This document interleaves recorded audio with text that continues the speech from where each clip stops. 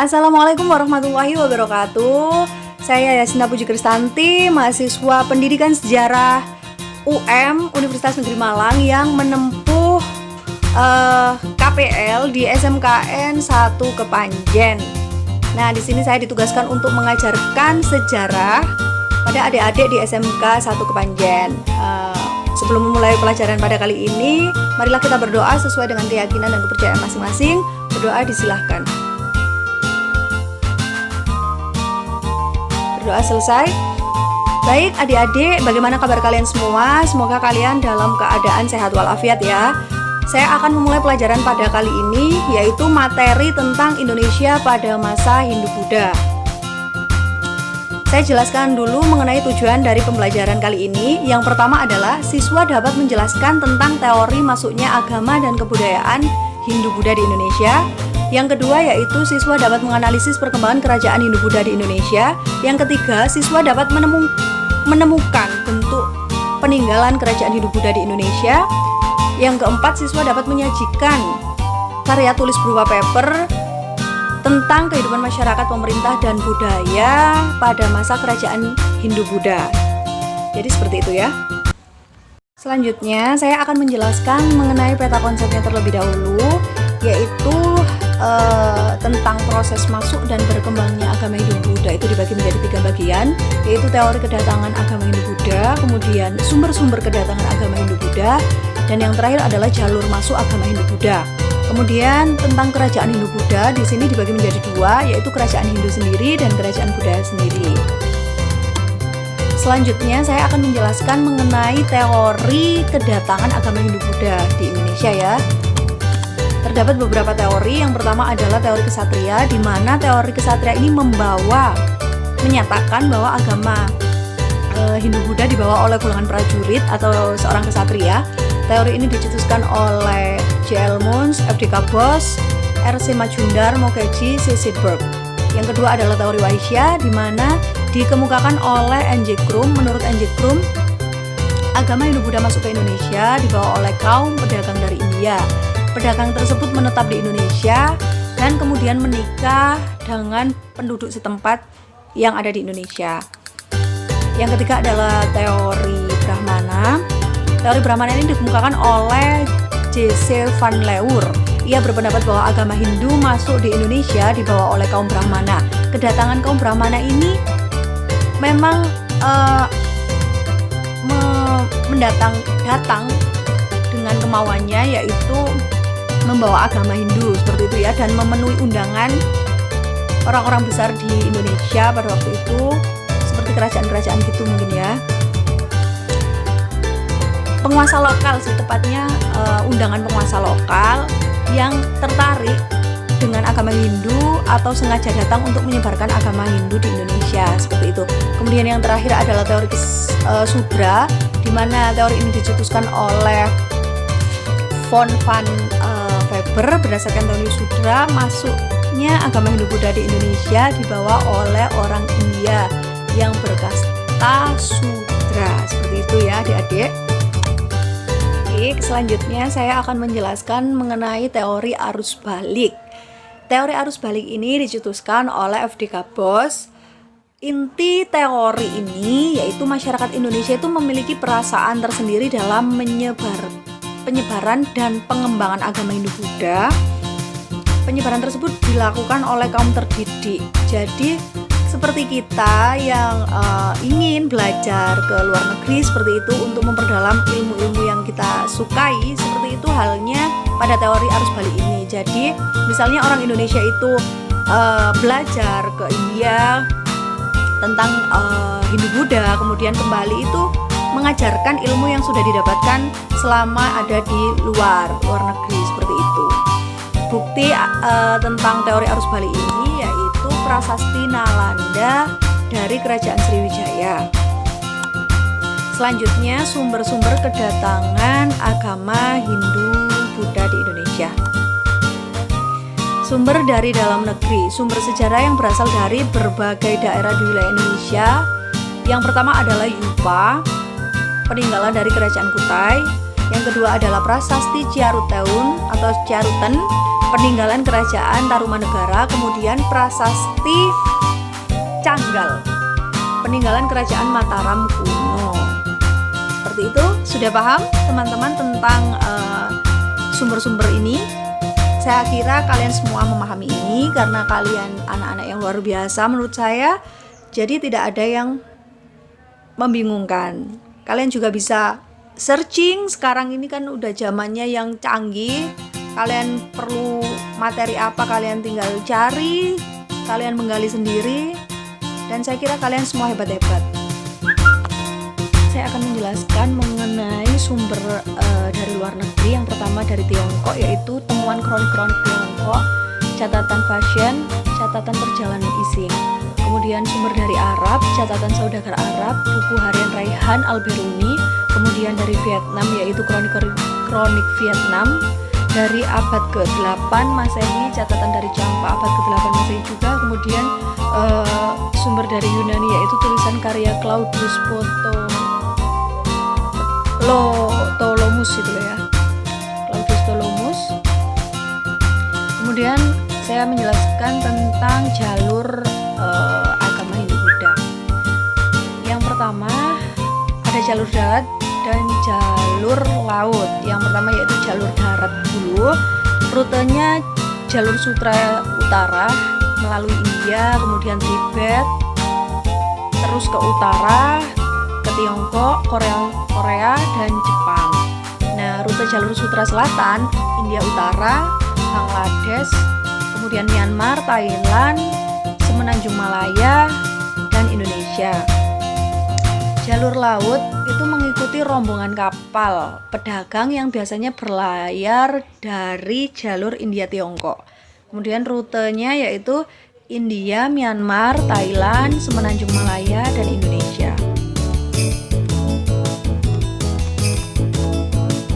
Selanjutnya saya akan menjelaskan mengenai kerajaan-kerajaan Hindu Buddha di Indonesia. Yang pertama adalah Kerajaan Kutai pada abad ke-4 sampai dengan ke-9 Masehi, yaitu 7 buah yupa yang menjadi bukti kebenaran Kerajaan Kutai.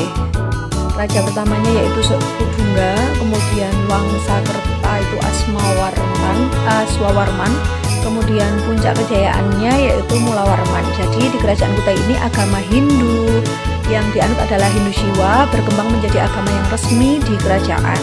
Perkembangan tersebut dibuktikan dengan adanya tempat suci bernama Waprakeswara, di mana kebudayaan Hindu di Kerajaan Kutai juga mengalami proses akulturasi dengan kebudayaan lokal. Terlihat dari beberapa yupa pada setiap upacara kurban. Selanjutnya adalah Kerajaan Tarumanegara. Kerajaan Tarumanegara mulai abad ke-4 sampai dengan 6 Masehi. Sumbernya yaitu prasasti Carutan, kebun kopi, jambu, tugu, pasir awi, kemudian muara jantan, Lebak, kemudian berita dari Tiongkok yang dibawa oleh Fahien. Pada prasasti Carutan terdapat jejak telapak kaki Raja Purnawarman yang melambangkan penjelmaan Dewa Wisnu. Berdasarkan prasasti ini, Raja Purnawarman itu berhasil membawa Tarumanegara kepada puncak kejayaan. Selanjutnya adalah Kerajaan Mataram kuno. Kerajaan ini dinastinya dibagi menjadi dua, yaitu Sanjaya dan Sailendra. Jadi Sanjaya itu agama Hindu dan Sailendra beragama Buddha, dan dipertemukan itu mengalami penyatuan agama Hindu Buddha ya oleh Rakai Bikatan dan Pramodawardhani pada tahun 832 Masehi. Nah, jadi keberadaan dua dinasti yang berbeda agama ini menunjukkan bahwa Mataram kuno ini menjunjung tinggi toleransi ya. Kemudian tingginya kebudayaan dibuktikan dengan banyaknya peninggalan seperti prasasti dan candi-candi di Mataram kuno yang memiliki dua corak, yaitu Hindu dan Buddha. Penguasa terakhir Kerajaan Mataram kuno adalah Empu Sendok. Ia memindahkan pusat pemerintahan dari Jawa Tengah ke Jawa Timur. Mengapa demikian? karena pusat kerajaannya mengalami kehancuran akibat letusan Gunung Merapi dan ancaman dari kerajaan Sriwijaya. Selanjutnya saya akan menjelaskan mengenai kerajaan Kediri pada abad ke-11 sampai 12 Masehi. Sumber yang ditemukan ini berupa prasasti Banjaran, kitab Bharatayuddha, kemudian berita Tiongkok.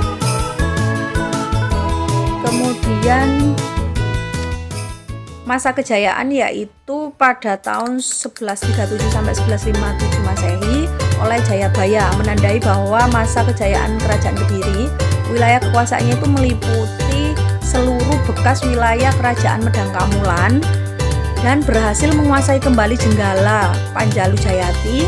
Struktur pemerintahan kerajaan Kediri sudah teratur berdasarkan kedudukannya dalam pemerintahan. Masyarakat Kediri dibedakan menjadi 3 golongan. Kemudian muncul pujangga-pujangga keraton yang menghasilkan banyak karya sastra. Itu menandakan sekali bahwa misalnya pada masa itu terjadi puncak kejayaan. Kemudian pada tahun 1190 sampai 1222 Masehi, yaitu dengan Raja Kertajaya, itu mulai dilanda ketidakstabilan, mengurangi hak-hak kaum Brahmana, dikalahkannya dan terbunuh oleh pasukan Ken Arok, menandai berakhirnya kerajaan Kediri. Selanjutnya kerajaan Singosari. Pendiri Singosari yaitu Ken Arok, kemudian turun ke bawah Anusapati, Tohjaya, Ronggowuni, Kertanegara.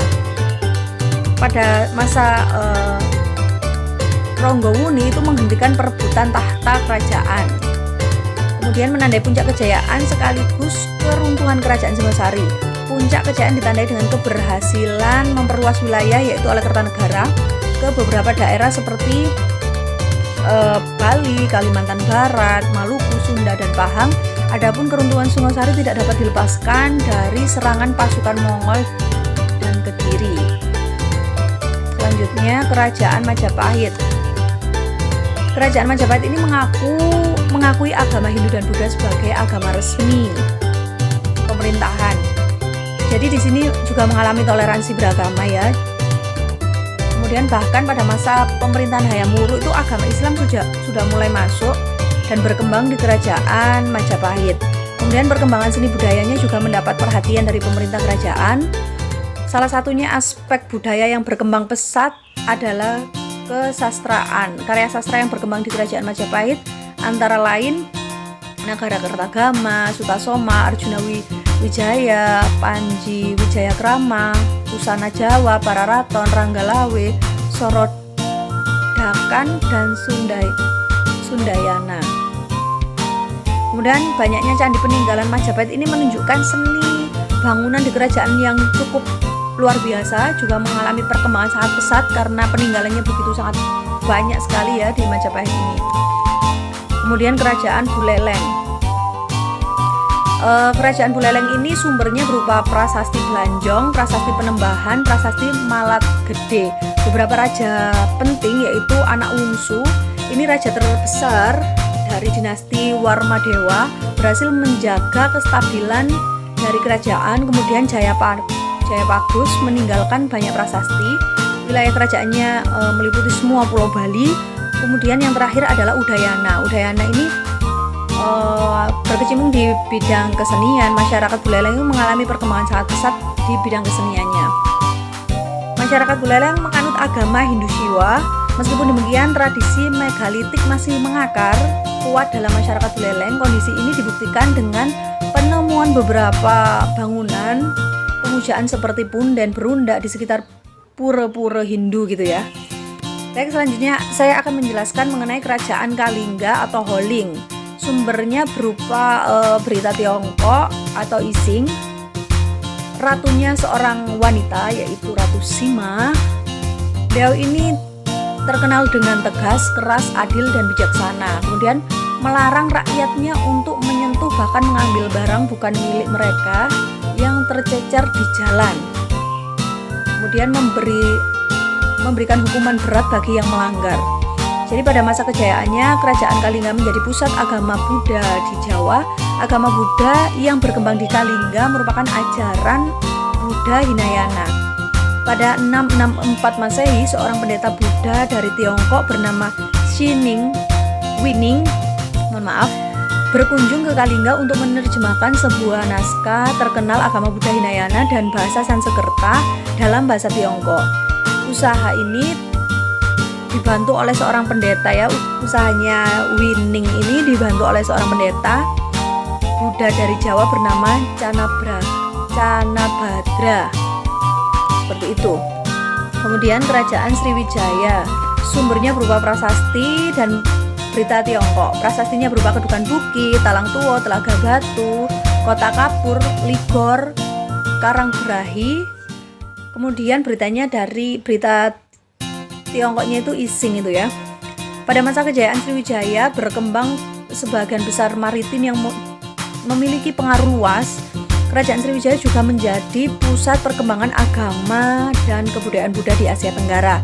Sehingga kondisi ini tidak terlepas dari letak Sriwijaya yang sangat strategis di jalur perdagangan internasional. Karena letaknya yang sangat strategis tadi mengundang banyak